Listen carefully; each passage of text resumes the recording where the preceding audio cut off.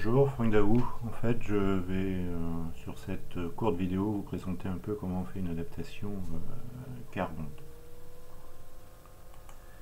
Alors l'idée c'est de vous montrer comment on peut réaliser une adaptation lorsqu'on a une charge, qui est ici une charge complexe, typiquement 35 ohms plus 20 J, donc là c'est la partie imaginaire, ça veut dire que c'est une partie inductive, donc typiquement ça pourrait être une antenne. Il y a besoin là dans l'instant T de connaître la fréquence. Vous avez un générateur dont la résistance interne est de 50 ohms, plus une ligne de propagation qui arrive devant, qui a aussi une impédance caractéristique de 50 ohms. Pour que le système transfère le maximum d'énergie à la charge, il faut en fait que la source voit d'ici en fait une impédance qui est une impédance de 50 ohms. Donc l'objectif c'est de faire une cellule d'adaptation qui va transformer cette charge, qui est une charge complexe, en une charge de 50 ohms. On va réaliser ça ici par ce qu'on appelle une adaptation Cardon. Donc la ligne Cardon, vous l'avez là, elle fait en fait une longueur électrique de 90 degrés, ce qui correspond à lambda sur 4. Et devant en fait, on va avoir en fait un petit bout de ligne de 50 ohms qui va nous permettre en fait d'amener l'impédance complexe qu'on a au niveau de la charge à une impédance réelle. Donc les différentes étapes pour réaliser en fait ce travail, la première étape ça va être en fait de normaliser la charge, c'est-à-dire globalement obtenir petit ZA qui est grande ZA divisé par 50 ohms. Dans ce cas-là, en fait, je vous rappelle en fait que la charge a plus de, enfin, petit ZA n'a pas d'unité. Après calcul, on va retrouver quelque chose qui ressemble à 0,7 G. La partie réelle vaut 0,7 et la partie imaginaire 0,4. La deuxième partie, a priori vous savez maintenant réaliser, c'est de placer sur la bac. Alors, bien évidemment, quand je parle de la bac, c'est la bac de Smith.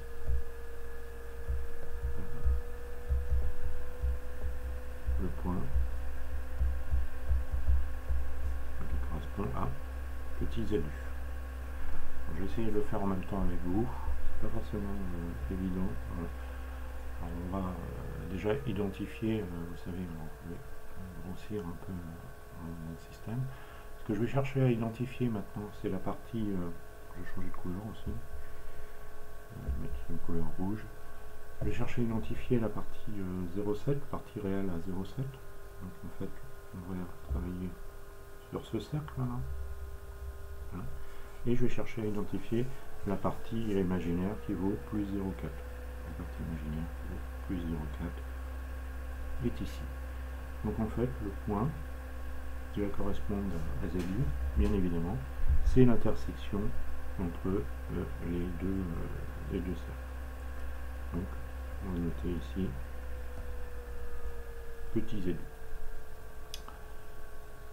Donc la suite, en fait, ça va être la partie 3. Ça va être tout bêtement, je ne veux pas assez de place, de tracer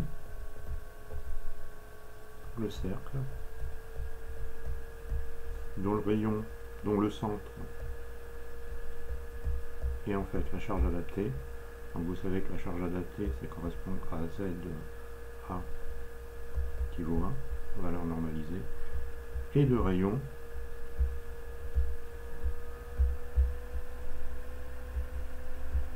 en fait le module du coefficient de réflexion. Je vais essayer de dézoomer. Voilà. Donc le rayon RU, je vous rappelle que c'est en fait la distance que vous avez votre cercle avec votre charge, c'est en fait cette distance là. On va essayer de l'appliquer tout de suite.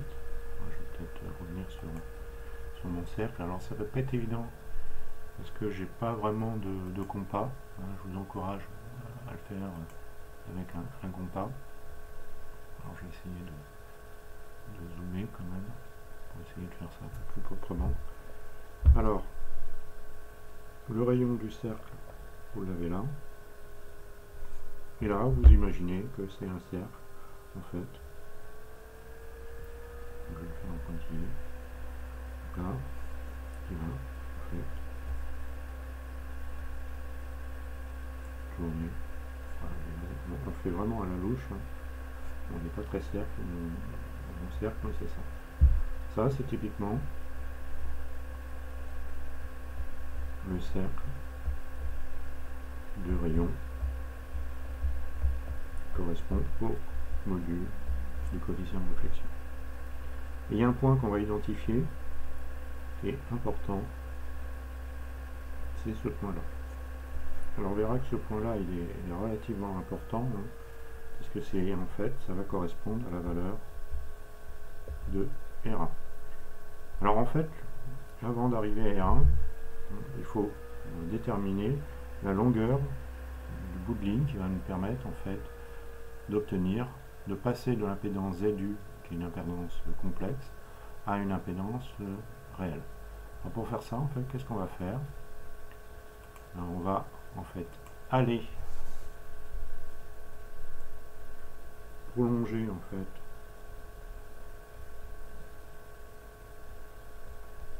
cette droite là. Alors bien évidemment vous ferez sûrement d'une façon plus précise et on va aller noter ce point là qui correspond en fait à la valeur de R1. Alors qu'est-ce que je vais faire? Je vais essayer d'aller lire en fait ça, je vais essayer de, on va déjà zoomer. Je vais essayer de me déplacer. En fait, ici, bon, vous m'accorderez quand vous lisez en fait 0. Alors, je vais prendre mon marqueur, on lit 0.0. Allez, 80, 92, 94, à peu près 0,096. Alors de l'autre côté, vous avez, alors si je zoome, je vais essayer de zoomer, vous voyez que je suis à 0,25. Donc là, j'ai 0,25. Et je vais calculer tout bêtement cette différence angulaire. Pour faire ça, je vais appeler ça delta. Et delta, ça va être quoi? Tout bêtement, ça va être 0,25 moins 0,096. Si je fais ça à la calculatrice, en même temps que vous, 0,25 moins 0,096, ça fait 0,154. Et ça, c'est gradué en rapport de L sur lambda, vous le retrouverez en fait dans la description. Si on veut passer ça en longueur électrique, ben, la longueur électrique, l'angle, comme vous l'a défini Françoise, c'est delta multiplié par 360 degrés. Donc là, dans ce cas, ça me fait une longueur électrique qui vaut 360 fois 0,154. Allez, en gros, 55 degrés. Alors si je reviens en fait sur la diapositive précédente, moi je suis pas très loin, hein. Vous voyez que la longueur électrique qu'on vient de déterminer, c'est celle-là.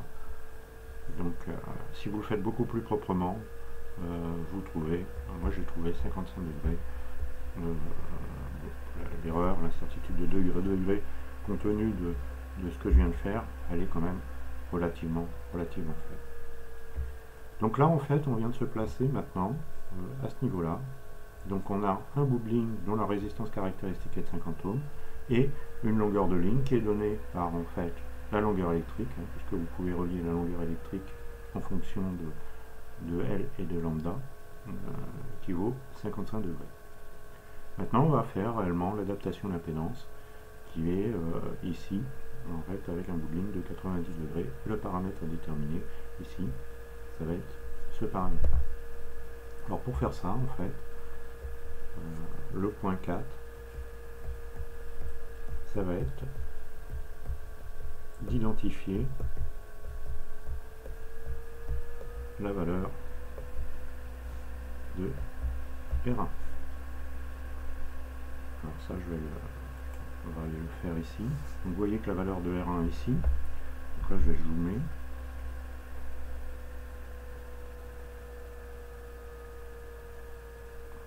cercle n'est peut-être pas... je pense que si je prends cette dimension-là, vous voyez que mon cercle il serait plutôt un peu plus loin. Je vais changer de couleur. Le cercle est peut-être pas assez grand, parce que là je vois bien qu'il n'y a pas égalité entre... Donc si je reprends le contact, je serais plutôt autour de... Donc le cercle il devrait passer plutôt par là. Donc je pense que vous ferez plus proprement avec une valeur, ce qui veut dire en fait que la valeur de R1, elle est plutôt... je vais la mettre, je vais la remettre. Donc pour la valeur de R1, ce serait plutôt là. Si vous lisez ça, allez, à la louche, on lit 1,9, je suis entre 1,9 et 2, 1, allez, on va se mettre à 1,9. Voilà, on va prendre 1,9. Donc vous savez en fait que petit z1 est purement réel, hein, il n'y a pas de partie imaginaire.